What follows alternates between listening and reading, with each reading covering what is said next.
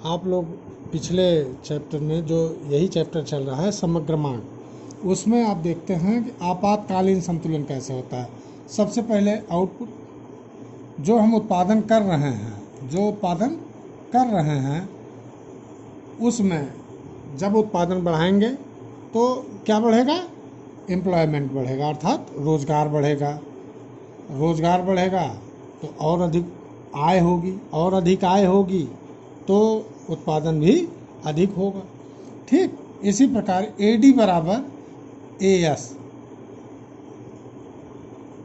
AD demand, AS supply, मांग और पूर्ति, एग्रीगेट डिमांड और एग्रीगेट सप्लाई, अधिक मांग और अधिक पूर्ति। जब मांग अधिक होगी और पूर्ति कम होगा तो क्या होगा? असंतुलन की स्थिति आएगी। मांग अधिक है, पूर्ति कम है, या पूर्ति कम है, मांग अधिक है, तो ऐसी स्थिति में आप जानते हैं कि जब सप्लाई हो नहीं पाएगी तो लोग उपभोग कम करेंगे, या उपभोग कम करना चाहते हैं, सप्लाई ज़्यादा होगी तो सप्लाई डंप होगी, उसको किसी न किसी जगह रखा जाएगा, वो बेकार होगा। तो इसलिए यह स्थिति सबसे महत्वपूर्ण होती है। अब आप कल बताए थे कि Y बराबर C प्लस यस, Y माने आय, C माने उपभोग और यस माने बचत। अब आपको आज बताते हैं कि इसका प्रयोग, जो इसमें जो सवाल हैं उसको कैसे हल किए जाएंगे।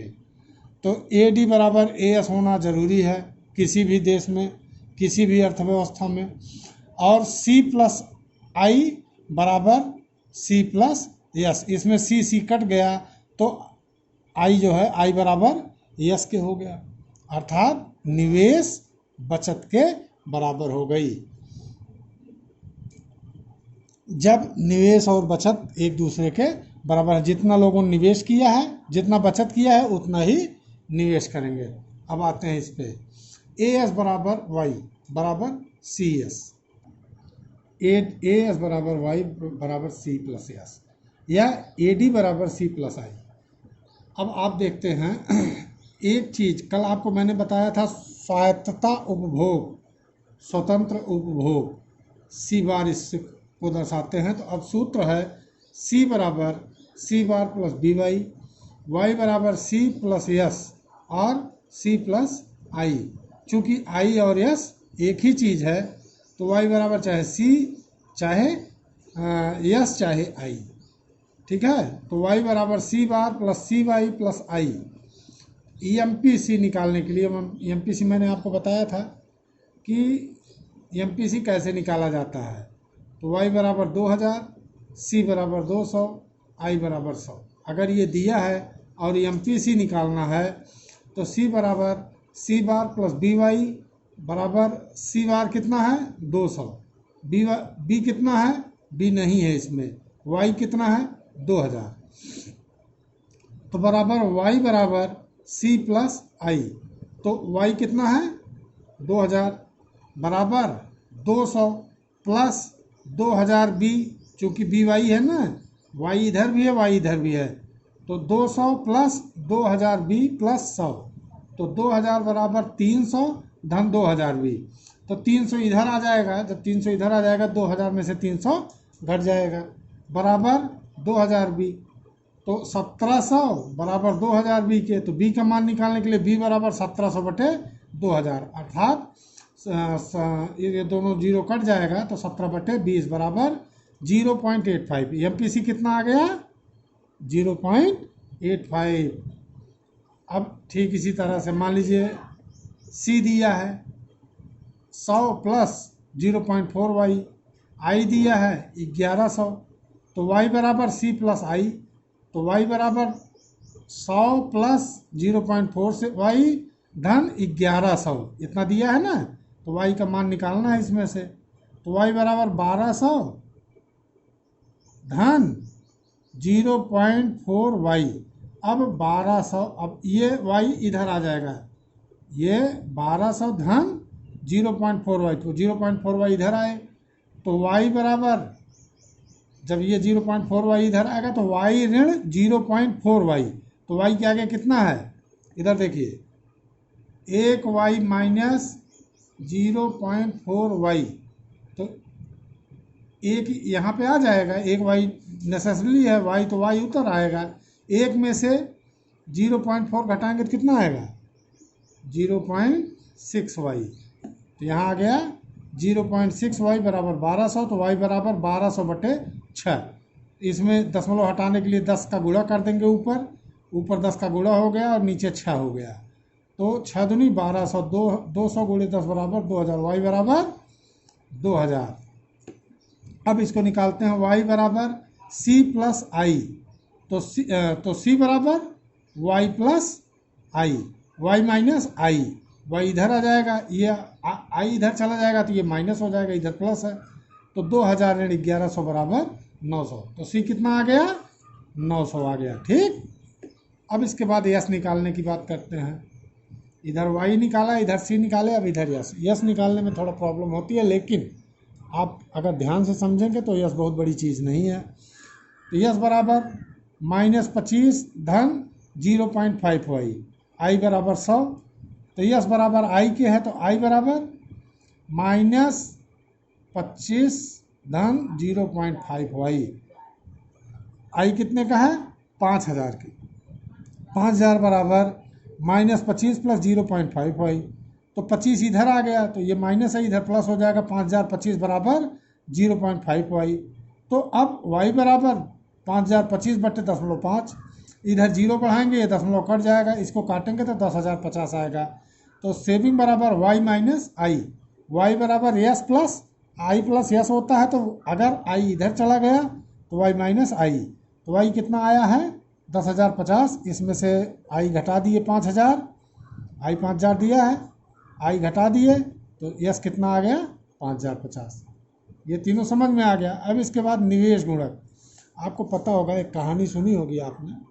कि जब भी जो निवेशक होता है उसमें बी और ए निवेशक हैं, तो बी से दुगुना लाभ जब ए निवेश को होगा या तिगुना लाभ होगा तभी जो है आय बढ़ेगी। तो निवेश कैसे पता लगाते हैं, मान लीजिए किसी व्यक्ति ने कुछ डेल्टा आई उसने निवेश किया और पकौड़ी बनाई या कुछ ऐसी चीज़ बनाई जो वो अधिक उत्पादन के लिए बाज़ार में ले गया, तो जब ज़्यादा ले जाएगा तो ज़्यादा बिकेगा तो आय भी ज़्यादा होगी, आय ज़्यादा होगी तो बचत, उसका उपभोग भी ज़्यादा होगा, तो जब उपभोग ज़्यादा होगा तो भाई इसने बचाया है तो ये भी इसकी ये बचत ज़्यादा करेगा, उपभोग ज़्यादा करेगा, तो उपभोग ज़्यादा करेगा तो किसी से तो सामान खरीदेगा, जब किसी से सामान खरीदेगा तो उसकी भी आय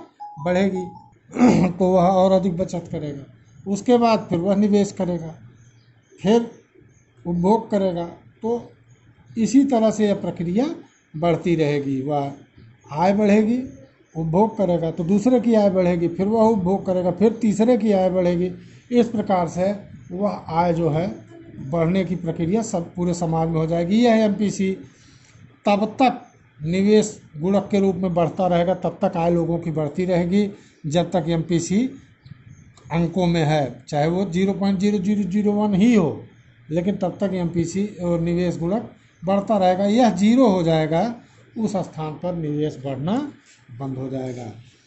तो निवेश गुणक को के से संदर्भित करते हैं। के निकालने के लिए के डेल्टा वाई बराबर के इंटू डी आई, अर्थात यह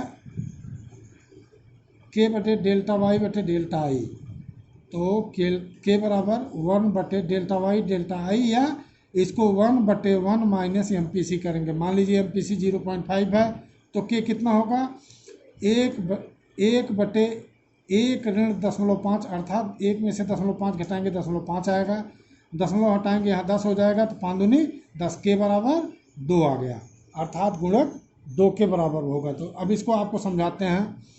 मान लीजिए आप प्रोग्रेस कैसे होता है इसको बताते हैं। डेल्टा आई, मान लो आपने 100 रुपये निवेश किया, कितना निवेश किया 100 रुपये, तो यह आय हुई लोगों की। उसके बाद इसमें से 50 का लोगों ने उपभोग किया और 50 बचत कर ली। जब 50 बचत कर ली तो ये 50 जो उपभोग हुआ ये किसी दूसरे के पास गया ना, इसको दूसरे ने प्रयोग किया, दूसरे की आय हुई, तो इसने 25 इसमें से उपभोग किया और 25 बचा लिया। यह 25 जो है जो उपभोग किया या दूसरे के पास गया, तो 25 उपभोग की 25 पाया जो, तो उसका आधा 12.5 जो है उपभोग किया और 12.5 बचा लिया। 12.5 बचा ना, 12.5 फिर लगा तो वह किस में आ गया, फिर किसी के आय में आई। उसने 6.5 का 6.25 का उपभोग किया, 6.25 प्रयोग कर लिया, बचा लिया।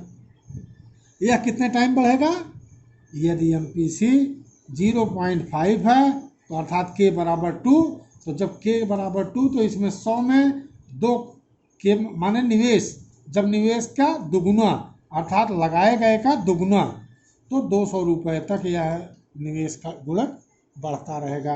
मान लीजिए यह 4 हो गया, यहाँ पे 25 हो गया, तो यहाँ बढ़ के 4 हो जाएगा, तो 100 चौके 400 तक यह निवेश कहाँ तक जाएगा, 400 तक बढ़ता जाएगा। ठीक, अब आते हैं तो सवाल इसको दिखाते हैं। ये MPC मान लीजिए 0.5 दिया, डेल्टा वाई 1000 दिया है, तो K बराबर 1/1 माइनस MPC, K बराबर 2 आ गया, K बराबर डेल्टा वाई बटे डेल्टा आई, तो 1000 बटे K कितना है, जब MPC 2 है तो K बराबर 2, 1000 बटे 2 बराबर 500 आ जाएगा। इसी तरह से आप सवाल लगा सकते हैं। अब सवाल इसी तरह से आप लोग लगाएंगे, और सारे सवाल जब आपको जो प्रॉब्लम हो आप डायरेक्ट मेरे नंबर पर या संपर्क कर सकते हैं, जिससे आपको जो है इन सवालों के विषय में जहाँ कहीं कोई प्रॉब्लम हो तो बताया जा सके। धन्यवाद।